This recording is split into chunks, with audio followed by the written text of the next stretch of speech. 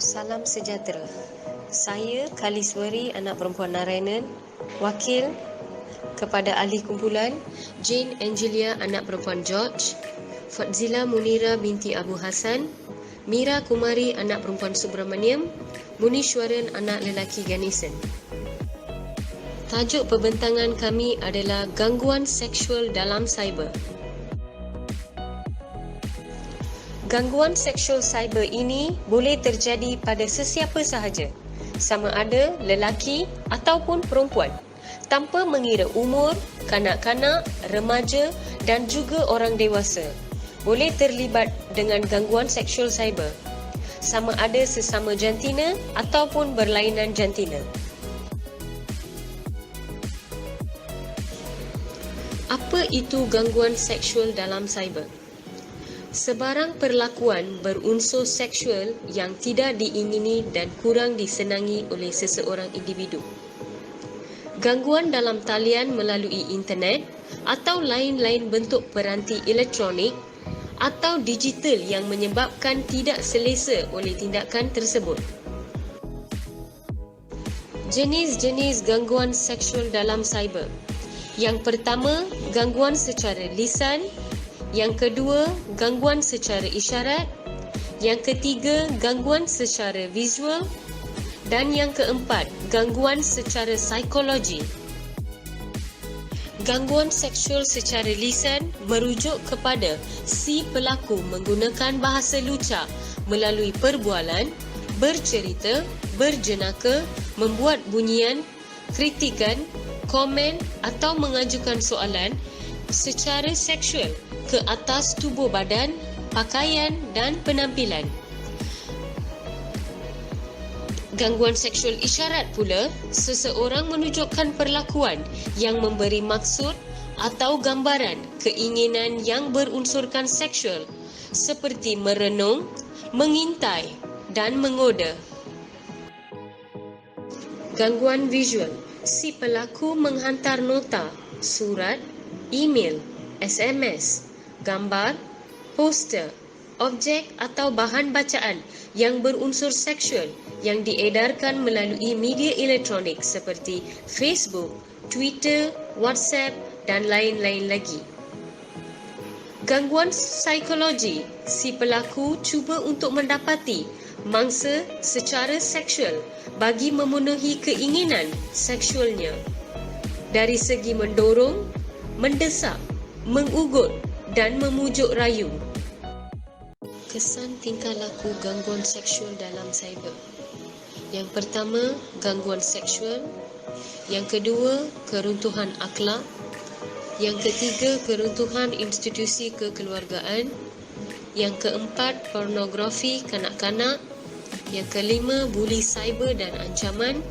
Yang keenam, gangguan emosi. Dan yang terakhir, menjadi mangsa pemerdagangan seks. Jenis Undang-Undang Gangguan Seksual Cyber. Akta Komunikasi dan Multimedia 1998, Akta Suruhanjaya Komunikasi dan Multimedia 1998, Akta Jenayah Komputer 1997,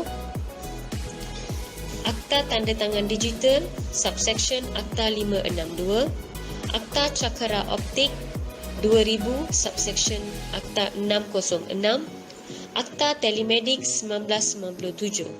Akta-akta ini merupakan satu komponen penting dalam undang-undang negara kerana ia diperlukan untuk memacu pembangunan ICT dengan menangani ancaman dan salah guna terhadap sistem ICT di Malaysia.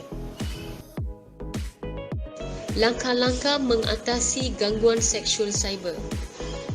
Melindungi komputer dengan firewall, memperkasakan penguatkuasaan undang-undang, mengkaji hukuman yang dikenakan, memberi kesedaran dan hidupkan spam blocker. Pihak-pihak yang terlibat untuk membanteras gangguan seksual cyber adalah undang-undang, badan kerajaan, badan bukan kerajaan atau swasta dan juga pihak media.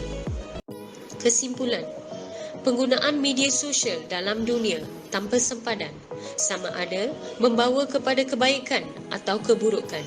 Jawapannya terletak kepada pengguna media sosial itu sendiri. Kematangan berfikir penting bagi setiap individu yang menggunakan media sosial untuk menilai kebaikan dan keburukan setiap aktiviti di alam maya. Ibu bapa perlu memainkan peranan penting untuk mengelakkan kesan buruk akibat penggunaan media sosial kerana mencegah adalah lebih baik daripada mengubati.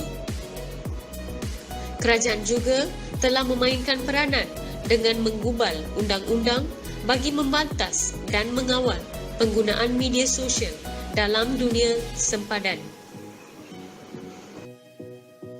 Sebagai natijah daripada pembentangan kumpulan kami, dapat kami simpulkan bahawa salah laku moral menerusi internet merupakan masalah sejagat.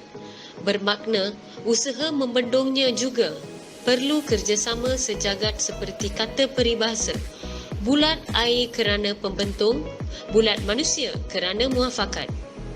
Yang berat sama kita pikul, yang ringan sama kita jinjing. Barulah masalah ini berjaya kita tangani.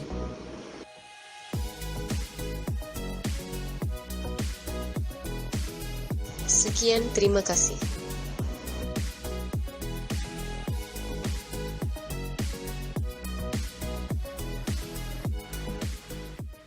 Created using Powtoon.